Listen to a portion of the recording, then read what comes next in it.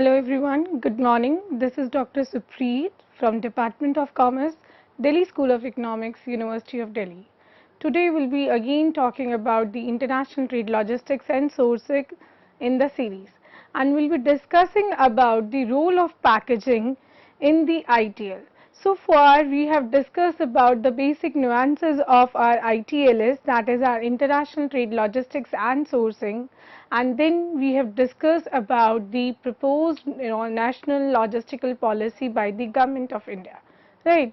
So into the series we'll be talking about what is the role of packaging in the ITLS. That means when we say that we are serving the international markets, we are catering to the global markets, so then comes the role of your packaging and becomes very crucial to understand that what are the nuances with respect to the color, with respect to the number, with respect to the marking that we put up onto the labeling of the product, right. So packaging has always been considered the most crucial or the fifth P of the marketing mix. When we say both packing and packaging, they form the integral part of any you could say product, because when we pack out a product or when we go for the packaging of the product, it not just prepares the items and equipments or just for the purpose of you could say facilitation for the transportation or to just preserve the goods, protect them from any sort of your damages, or let's say make a safeguard for the same, but rather it also makes sure that it embraces the basic mechanism of your preservation, through which you can identify the products when you are serving the either the domestic or the international markets, right. And when we talk about packing basically it's a process of preparing the items and equipments which not only facilitates your transportation or storage of goods, but also has these key features of preservation, identification and packaging of the products in international logistical operations. Now there stands a difference between packing and packaging. When we say packaging by packaging we means the interior packaging of the product, right. For example, if you are packing any sort of your spices, the first layer of packing that you use for, right, that is known as your packaging. And the packaging is, that is why it is considered the 5th P of marketing mix, because onto your packaging you put up all those you could say labeling of the product, you put up the brand name of the product, you put up the you could say the date and time of your manufacturing, the expiry date, so all those important sort of your information that comes onto the packaging of the product. So it acts as a first page, the first layer of protecting your you could say the goods from any you could say damages, and rather providing it a shape, right, onto which it will be stored out. Whereas packing is used for the purpose of your transportation. You remember, let's see, if we are keeping the matchsticks into a matchbox, so that matchbox is nothing but it is the packaging of the product, wherein you will see the name of the brand, you will see the MRP of the brand, the the date of manufacturing, the lot number and various other related you could say precautionary things with respect to the same. But when I say the packing of the product, that means all those match boxes that you are keeping into a big box, right. So whether it could be paper corrugated big boxes, or it could be any other sort of your boxes. So those exterior boxes onto which you are keeping that product, that your goods, right, for the purpose of facilitation of the transportation or let's say the storage of goods. So that is known as your packing. So this is the the thin line of difference between your packaging and your packing. And when we are saying that we are serving the international market, this packaging and your packing, both of them, they play a very crucial role. For example, if I say that I am serving a market in Middle East, then my color combinations, then my choice of you could say the color would matter a lot. For example, if I say that you have seen certain companies using the white logos, So those white logos are often being associated with your cleanliness, with the peace, with the hygiene, simplicity and sincerity, because white is such a color which has always been associated with peace, with sort of calmness, with sort of simplicity. So if you remember, or you could recall the logo of your FedEx, that FedEx logo branding is nothing but it is purely white one. So that white ensures the the sincerity of the brand. So that ways you would see that while choosing a color onto the packaging of the brand or the product, right? So the forms are very specific, because they are not just serving one market, rather they are serving the international market. And if I even see it from the perspective of your domestic market also, then also you should understand this thing. All these colors, they play a very crucial relevance. Maybe a product, let us suppose into some places white is considered as a color of your sorrow. It is considered as not auspicious, something which is not auspicious. But certain places, they consider white as something corresponding to your peace. So that is why while choosing the color that is to be put up onto the packaging of the product, one has to be very careful about the customs, about the cultures of the society, of the region, of the nation you are serving, right? Similarly, akin to your white logos, there are silver logos also. Now, silver logos, they being the color of your sleekness and wealth, elegance and grace. So when we say that someone is using silver as a color, so silver here in you could say it is taken as a color of your class. And you would see every high end you could say brand or a technology, they always prefer to go for the silver logos. So now silver logos, let's say the Mercedes or Benz, or you could say that any high-end cars or any high-end industrial equipments, they always prefer silver color. So that is why silver is being considered as a color of your grace, as a color of your elegance, and as a color which indicates the sleekness, right? Which indicates the wealth, which indicates the brand, the high-end brand. So the colors, that is why they hold a great prominence. Because if I talk about red color, certain countries they do not accept the packaging which is there into red color or red logos, because red in certain places is considered as one such color which is a color of your danger, which is a color which is related to aggression, right? So that is why these colors, these logos that they put up, or everything, every minute thing, it matters a lot when we are serving the international market. So that is why when we talk about ITLS is not just about thinking about those place aspect of the you could say the company, that how to ensure that the goods should reach on to the right place at the right time, but also to make sure that you are establishing your presence in the market. And for the same, you have to be very cautious of the things, of the you could say the culture of the market or the region you are serving, right? Similarly, in certain countries, you would say there is a very restriction, a notion with respect to your, you could say, numbers also.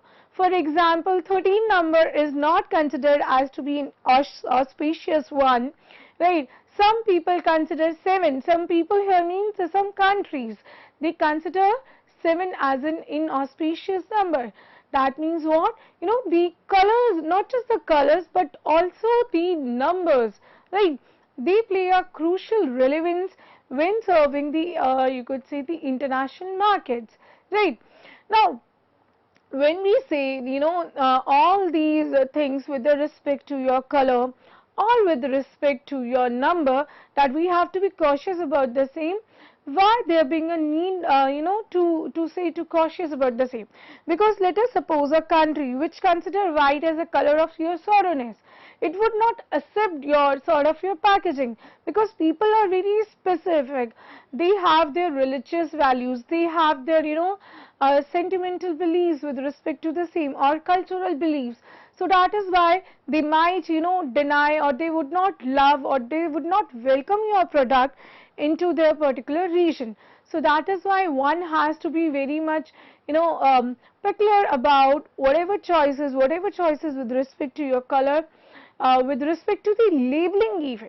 When we are seeing the labeling, now that means each in the language that you are using to communicate about the brand onto the, let's say, the packaging of the product. Let's suppose I'm using English only as the medium of you could say a language to communicate about the brand as a labeling.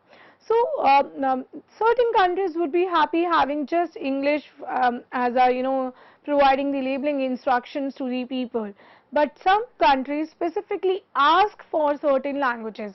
For example, certain countries, they prefer and they mandate even that the product labeling should have both the English and the French labeling onto the product. For example, Canada, right? So it prefers that the packaging of the product should involve or should have the labeling of the product both in the English and the French language, because there are a number of people which are residing in Canada, and they prefer and they speak French, and they prefer even the French language. So that is why it is an instruction by the government, it is a mandate by the government that along with the English, French language should also be used onto the same. Now when we are saying that what is the need for packing and what is the need for packaging is, see, packaging ensures the very first, since it is the very first you could say layer of your packaging of the product, and it ensures that the product is packed or it is wrapped appropriately. For example, I was giving this instance of your matchstick. So for a matchstick, you require such a packaging wherein you are having those strips to rub off a matchstick to lit it up, right? Similarly, you'll be requiring that onto the back side of your match box, it should have some labeling instructions with respect to the precautionary note, the safety instructions, the maximum retail price, the manufacturing unit, right? And this is what is the entire intent of your packaging, that it ensures that your the things are there, each and every instruction is there onto the you could say the packaging of the product, right? But when we are talking with respect to packing ensures the smooth transportation, the smooth storage of your the products, right? For example, if there would not be a proper packing of the products, there could be pilferage, there could be theft, the more chances for the theft, there could be spoilage, there could be the greater chances for the damaging of the product. So that is why the packing of the product, it really matters a lot when we are talking about the transportation, when we are talking about the storage of the products. Imagine you sending out any cargo from India to, let's say, Dubai, right? But the packing is not ensured, right? So that would lead to what? There will be pilferage, there would be leakage, and the product will be exposed to the biological hazards. So that is why the packing, it plays a very crucial and integral role in you could say the to facilitate the transportation of the the product. So that is why it is mandated even that whenever a cargo is sent from one point of origin to another point of your destination, it should be accompanied by the packing list. So that packing list should it describes that what sort of units are there into the cargo, how many sort of products are there into cargo, what is their nature, whether they are corrosive, whether they are reactive in nature. So, that sort of things are required to be mentioned when we are, serving the or catering to the international markets. Now, when we are talking about with respect to your, the packaging, so there stands a different types of your packaging. There are number of packaging that one could use based on to its the requirement of the product, the specification of the product. So there are corrugated boxes, there are paperboard boxes, there are plastic boxes, there are rigid boxes, there are chipboard packaging also. Now, starting from what are these corrugated boxes? So you remember, receiving any Amazon parcel, they are usually sent out in those corrugated boxes which are made of your, those you could say cardboards, right? So those corrugated boxes are generally used to, send out any cargo, to send out, to ensure the safety of the product. So these are widely used, as I've given you an instance of the Amazon and or your Flipkart, Myntra purchases that you just see, right? So you would see how smoothly the packaging is done, and they just ensure that whatever articles that you receive, right, they should be properly wrapped up, they should be they should be properly covered, they should be sealed up, right? So depending on to the same, the sort of packaging is being used. So corrugated boxes are your those cartons that you see, or those cardboard boxes. So that are your the corrugated boxes. Now, next one is your paperboard boxes. So paperboard boxes, if you remember those chalk boxes, right? So these are sort of your paperboard boxes because they are really thin into material. So supposingly you putting up or wrapping up any pencil box, so maybe one could utilize these paperboard boxes for the same instead of using the corrugated boxes. So choosing the type of your packaging, it depends on to your price factor also. It depends on to your the need and the requirement as per the specification of the product, right? And also on to the requirement of the nation to which the cargo is intended to be for the shipment, right? Then the plastic boxes. So plastic boxes you would see to to ship your any sort of meat and poultry products, any sort of a dairy products, they are being packaged within inside these plastic boxes, and for your ice creams, right? So therein you would see that more of your plastic boxes are used because the temperature is such that they cannot be stored inside the corrugated or the paperboard boxes, right? Similarly, moving on to the sort of your you could say packaging further is your rigid boxes. So when we talk about rigid boxes you could just take an instance from your the packaging for your cell phones. Maybe it could be a smartphone by Samsung, Xiaomi, MI, or an iPhone by Apple, right? So you would see that they use a very rigid box. And why do they use a very rigid box? That means a box which is thick in quality, and all those like the brand logo, instructions, everything is there imprinted onto the same, and the quality is such that it would ensure that the cell phone inside the box is safe, right? And the packaging would be made in such a manner that the box packaging is very compact, right? And they have to also ensure that they cannot take the chances of even a single scratch onto the article, right?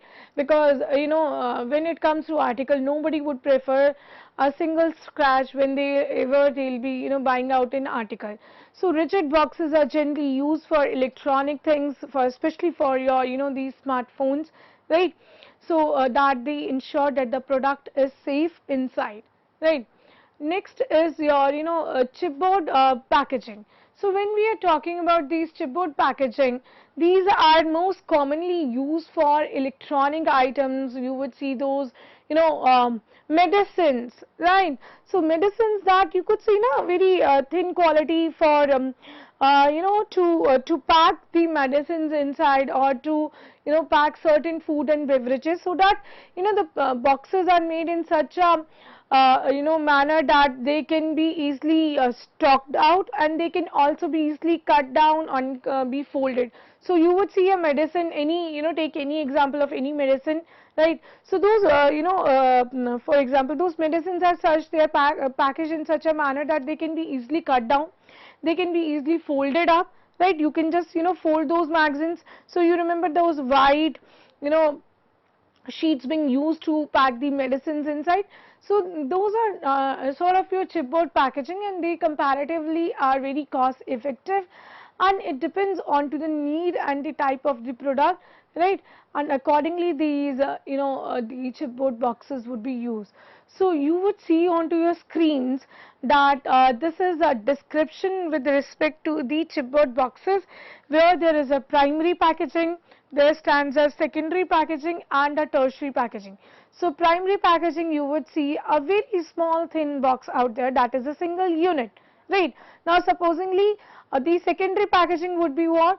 It will be a bigger unit, which would entail almost, let's say, 10 boxes in one particular package. So that is the sort of your secondary packaging, into which all those sort of your primary packets, which is 1 unit each, will be packed up into that secondary packaging, and there will be a total of your 20 to 25 packets in your the second layer. Now when we talk about this tertiary, you would see there is a proper unitization of the cargo. Unitization means you would see a unit is being prepared, where in one cargo is placed onto the another one, that is the one secondary boxes. You would see a number of secondary boxes over here, right, and they are placed one over the another one, right, and proper you could say the placement of the cargo is there, which would ensure the unitization of the cargo, and they are properly placed on those pallets. Pallets are being we'll be later on talking about these pallets, that what is the palletization and what is unitization a little bit into detail later on. But right now, if I focus upon these pallets, are your wooden skids onto which all these cargoes are placed, and this would ensure the smooth flow and transportation of your goods, right?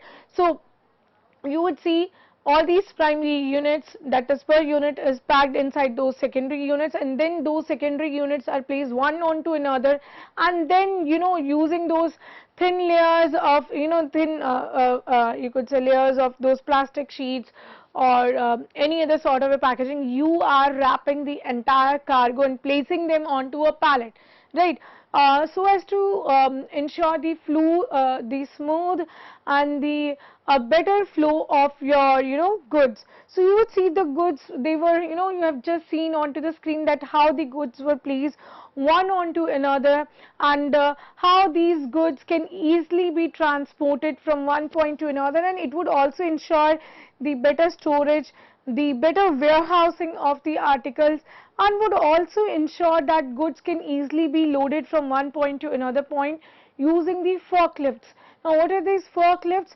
These forklifts are nothing but these are the machine equipments which are used to handle the cargo instead of deploying any manual labor thereon, right? So one will be doing what will be, they will be using those machines to forklift. That means using those forks, they will be lifting up, those machines will be lifting up this cargo, and they will be placing up the entire load from one point to, let's say, within the containers, right? So that is why these sort of your packaging would ensure a better and smooth flow of your goods, a better, you could say, transportation movement, better storage movement.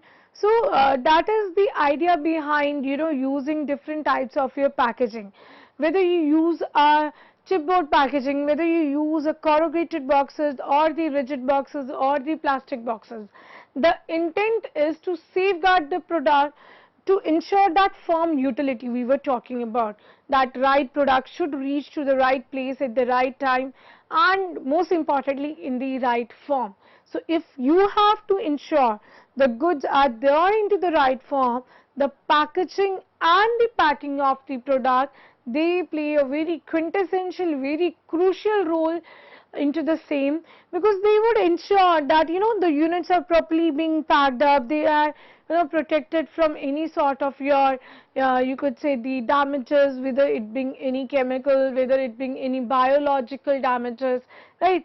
Then further on if the goods are properly packed, they are properly sealed up, it will also ensure that there's one concept called the stowage, right, which is used with respect to all these ships. So stowage is what? It is the efficient utilization of the space which is there onto the ship, right. So vessel mein aapka jitna bhi the space is there, you are efficiently utilizing that space, right, in a well integrated manner. So that is your stowage when we are talking about efficiently utilizing the storage space onto the ship, right.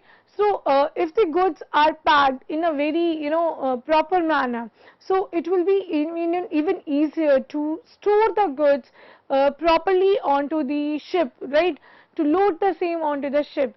So whether we talk about the choice of mode of transportation, when we talk about whether we use an air transport, whether we use a water transportation mode, or let's say a road transportation mode, the packaging, it plays a very crucial role, because it helps in the smooth handling of the product, it helps into your you could say the smooth movement of the product or the transportation of the product. So that is why when we are considering upon that which particular you could say type of your packaging should be used, one has to be very cautious with respect to, let's say, the product is liquid in nature, the product is gaseous in nature, the product is your it is that sort of a product which requires the plastic packaging, or the product requires a rigid packaging. So that nature of the product, or your you could say the cost of the product, it matters a lot when we are talking about the choice of or your type of packaging that is to be used. So these were the little things about your packaging. We'll be talking much more about the packaging in the coming segment. So thank you.